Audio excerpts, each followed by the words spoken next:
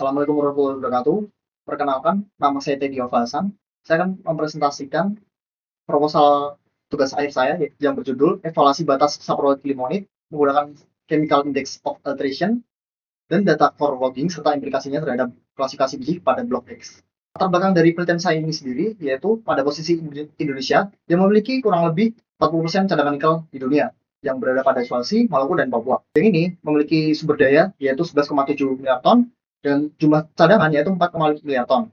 Pada konteks globalnya, Indonesia akan memiliki banyak peminat nikel yang dilihat pada tahun 2024 yang melonjak pada tahun 2025 sebesar 29%. Lalu pada identifikasian nikel ini sendiri, kita perlu mengidentifikasi zona-zonanya, yaitu zona limonit, saproid, ataupun batuan dasar. Dengan lokasi penelitian yang saya tempuh yaitu ada di Blok Sorowako, Luwu Timur, Sulawesi Selatan. Selanjutnya rumusan masalah yang saya usung yaitu zona saproid dan limonit pada endapan nikel laterit memiliki perbedaan litologi, warna, tekstur, dan mineral yang khas.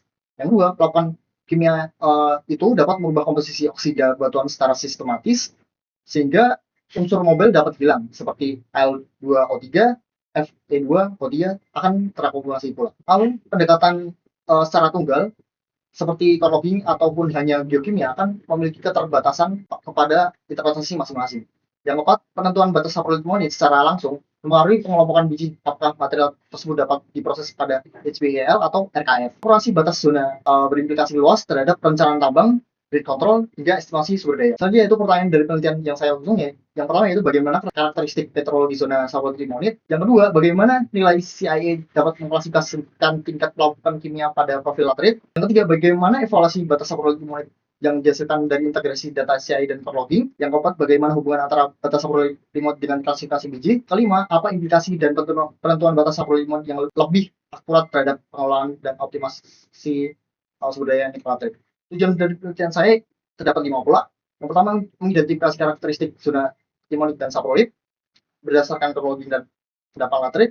Yang kedua, menghitung nilai CI pada setiap interval. Yang ketiga, mengevaluasi dan membandingkan batas zona berdasarkan integrasi CI dengan hasil core logging. Yang keempat, menentukan hubungan antara batas saprolit limonit dengan klasifikasi biji.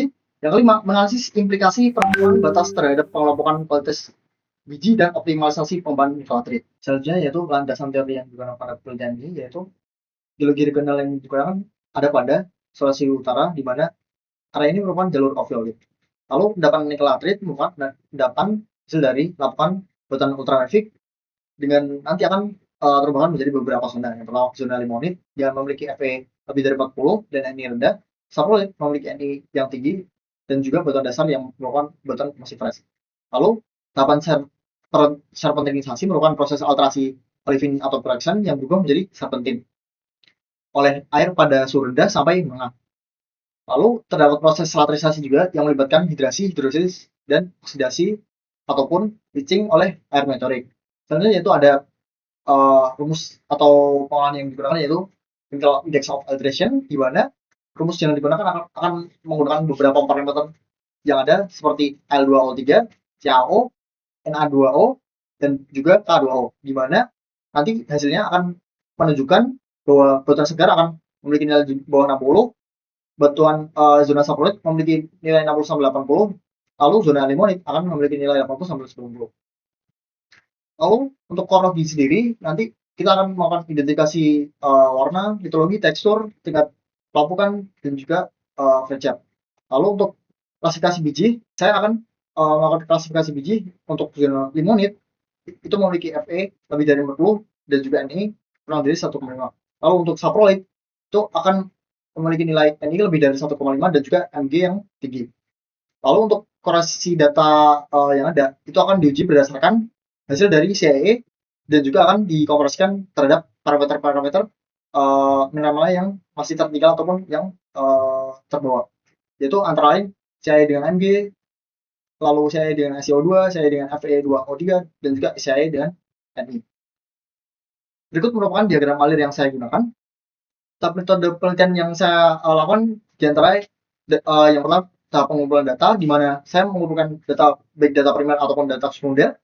Yang data primer merupakan data-data yang saya ambil di lapangan baik itu pemetaan geologi ataupun identifikasi core logging, di mana itu akan mengidentifikasi warna, litologi, tekstur, tingkat pelapukan, RGB, dan juga hijab.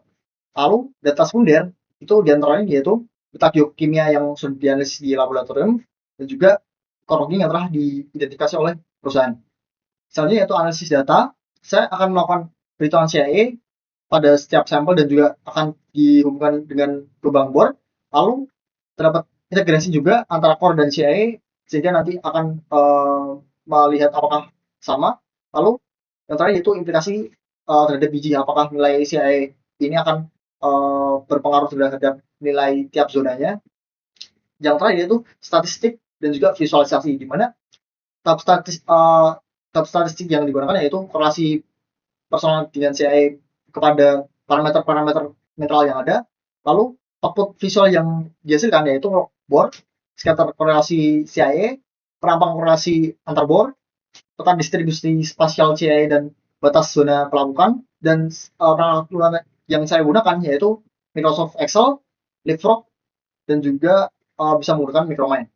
Untuk timeline pelaksanaan yang saya lakukan itu akan memakan waktu 2 bulan, di mana itu membutuhkan beberapa tahap. Yang pertama observasi lapangan, yang kedua seleksi data, yang ketiga melakukan perhitungan parameter-parameter, yang keempat evaluasi batas saprophyllite limonite, yang kelima implikasi identifikasi biji, yang keenam penyusunan laporan, yang ketujuh presentasi hasil akhir. Berikut merupakan daftar pustaka yang saya gunakan. Sekian yang bisa saya sampaikan. Apabila ada salah kata, saya mohon maaf. Assalamualaikum warahmatullahi wabarakatuh.